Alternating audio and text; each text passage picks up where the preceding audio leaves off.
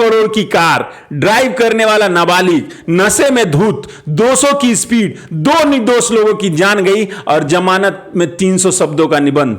क्या कहूं यार, क्या है हमारा सिस्टम।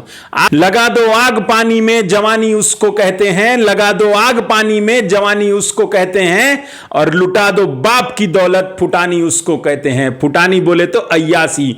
बाप के पैसे के नशे में अगर किसी आम इंसान, किसी निर्दोष की भी जान चली जाती है तो क्या ही फर्क पड़ता है। सिस्टम हमारे पास है, सिस्टम।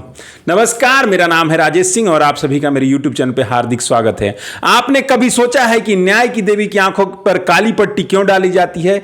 न्याय की देवी की आंखों पर काली पट्टी इसलिए बांधी जाती है ताकि वो अपराधी को जाति, धर्म, समुदाय, स्थान, लिंग, समाज में उसकी आर्थिक सामाजिक स्थिति देखकर न्याय न दे। सबके लिए न्याय समान है, सबको समान न्याय मिले, खासकर छोटे बड़े का अंतर ना हो। लेकिन मेरे अनुसार भारत में 2 तरह का कानून चल रहा है अभी तक, जो दिख रहा है मेरे को। अभी एक कांड हुआ, पुणे पोर्ट्स हादसा, लेकिन अगर इसे पुणे मर्डर केस बोलें तो ज्यादा ठीक रहेगा। एक रियल एस्टेट डेवलपर विशाल अग्रवाल का बेटे ने बाइक सवार 2 निर्दोष इंजीनियर को कुचल के मार दिया, वो भी नशे में धुत होकर।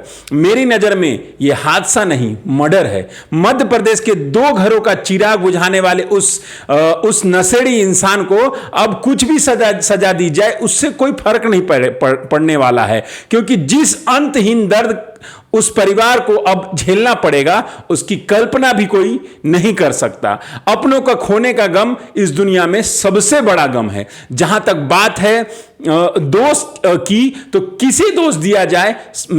इस हादसा बोले, मर्डर बोले, किसे दोष दिया जाए समझ नहीं आ रहा है। उस रईस बाप का जिसने अपने नाबालिग बच्चे को मजे के लिए पोर्स कार खरीदी, मजे के लिए अथाह पैसे दिए जिससे वो नशा कर सके, या उस रईस बाप को जो अपने बच्चे को बचाने के लिए ड्राइवर को खरीदता है, फिर डॉक्टर को ब्लड सैंपल डस्टबिन में फेंकने के लिए खरीदता है, या उस न्याय व्यवस्था को जिसे वो खरीदने की कोशिश करता है, या उस नशेड़ी बच्चे को जो अपने बाप के पैसे के नशे में किसी की भी जान ले सकता है। किसे दोष दें हम? हमारे उस अंधे सिस्टम को जो ये तो देख लेता है कि रेड लाइट पर किस नंबर की गाड़ी ने रेड लाइट तोड़ी है, लेकिन ये नहीं देख सकता कि उस गाड़ी के अंदर कौन बैठा है। किसे दोष दें?